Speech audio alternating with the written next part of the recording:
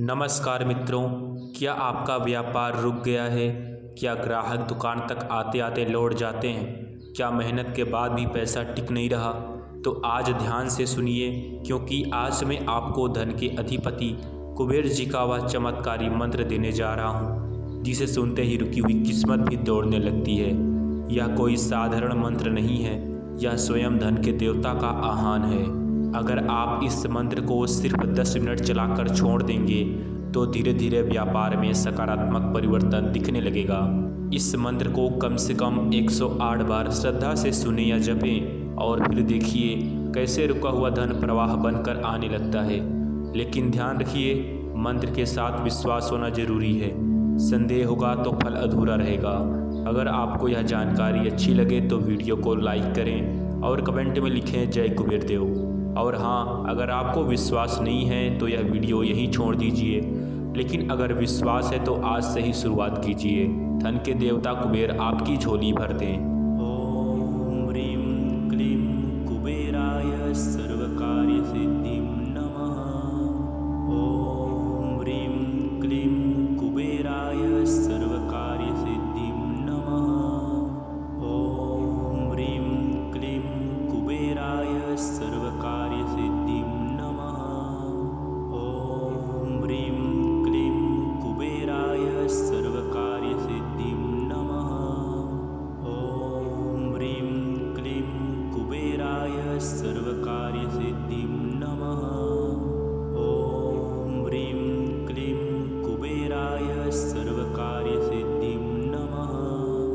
ओम ह्रीं क्लीं कुबेराय सर्वकार्य सिद्धिं नमः।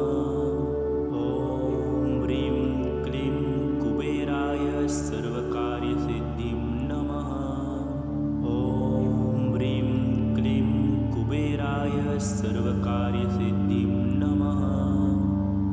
ओम ह्रीं क्लीं कुबेराय सर्वकार्य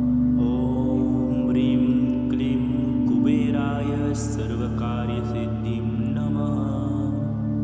ओम ह्रीं क्लीं कुबेराय सर्वकार्य सिद्धिं नमः।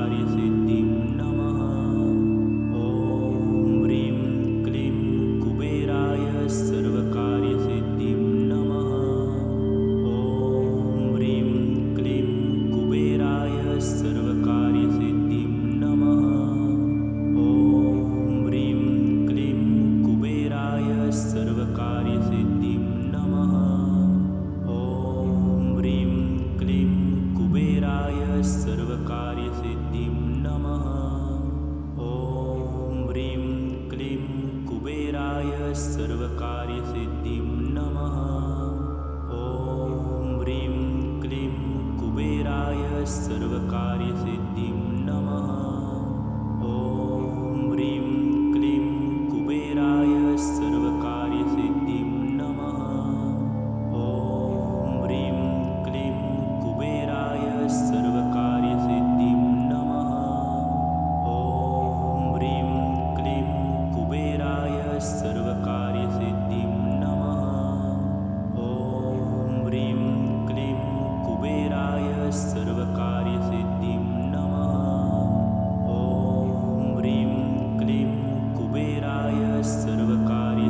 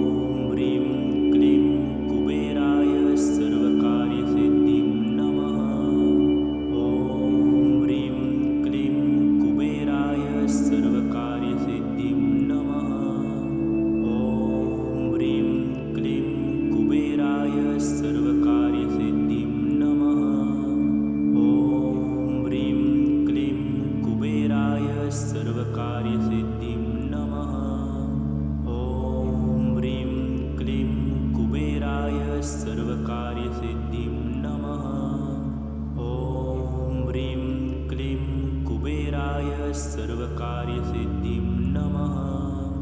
ॐ ह्रीं क्लीं कुबेराय सर्वकार्यसिद्धिं नमः। ॐ ह्रीं क्लीं कुबेराय सर्वकार्यसिद्धिं नमः। ॐ ह्रीं क्लीं कुबेराय सर्वकार्यसिद्धिं नमः। ॐ ह्रीं क्लीं कुबेराय सर्वकार्यसिद्धिं नमः। ॐ ह्रीं क्लीं कुबेराय सर्वकार्यसिद्धिं नमः। ॐ ह्रीं क्लीं कुबेराय सर्वकार्यसिद्धिं नमः।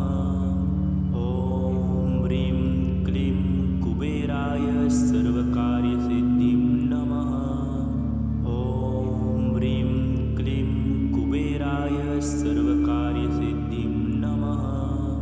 ॐ ह्रीं क्लीं कुबेराय सर्वकार्यसिद्धिं नमः। ॐ ह्रीं क्लीं कुबेराय सर्वकार्यसिद्धिं नमः। ॐ ह्रीं क्लीं कुबेराय सर्वकार्यसिद्धिं नमः। ॐ ह्रीं क्लीं कुबेराय सर्वकार्यसिद्धिं नमः। ॐ ह्रीं क्लीं कुबेराय सर्वकार्यसिद्धिं नमः। ॐ ह्रीं क्लीं कुबेराय सर्वकार्यसिद्धिं नमः। ॐ ह्रीं क्लीं कुबेराय सर्वकार्यसिद्धिं नमः। ॐ ह्रीं क्लीं कुबेराय सर्वकार्यसिद्धिं नमः। ॐ ह्रीं क्लीं कुबेराय सर्वकार्यसिद्धिं नमः। ॐ ह्रीं क्लीं कुबेराय सर्वकार्यसिद्धिं नमः। ॐ ह्रीं क्लीं कुबेराय सर्वकार्यसिद्धिं नमः। ॐ ह्रीं क्लीं कुबेराय सर्वकार्यसिद्धिं नमः। ॐ ह्रीं क्लीं कुबेराय सर्वकार्यसिद्धिं नमः। ॐ ह्रीं क्लीं कुबेराय सर्वकार्यसिद्धिं नमः। ॐ ह्रीं क्लीं कुबेराय सर्वकार्यसिद्धिं नमः। ॐ ह्रीं क्लीं कुबेराय सर्वकार्यसिद्धिं नमः।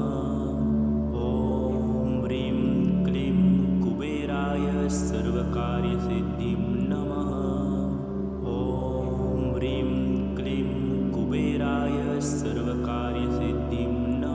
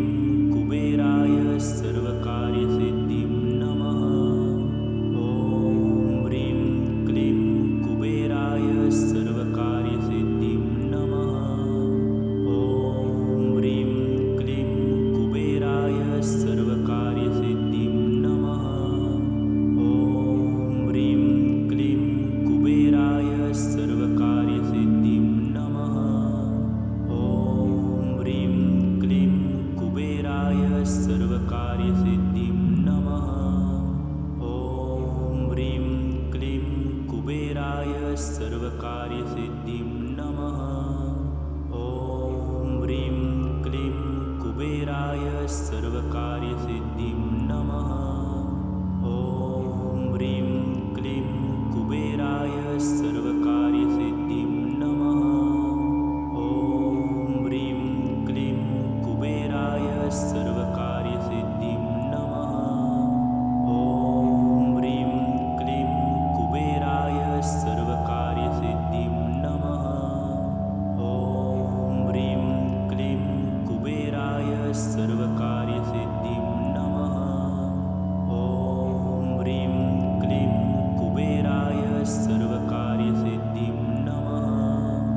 ॐ ह्रीं क्लीं कुबेराय सर्वकार्यसिद्धिं नमः। ॐ ह्रीं क्लीं कुबेराय सर्वकार्यसिद्धिं नमः। ॐ ह्रीं क्लीं कुबेराय सर्वकार्यसिद्धिं नमः। ॐ ह्रीं क्लीं कुबेराय सर्वकार्यसिद्धिं नमः। ॐ ह्रीं क्लीं कुबेराय सर्वकार्यसिद्धिं नमः।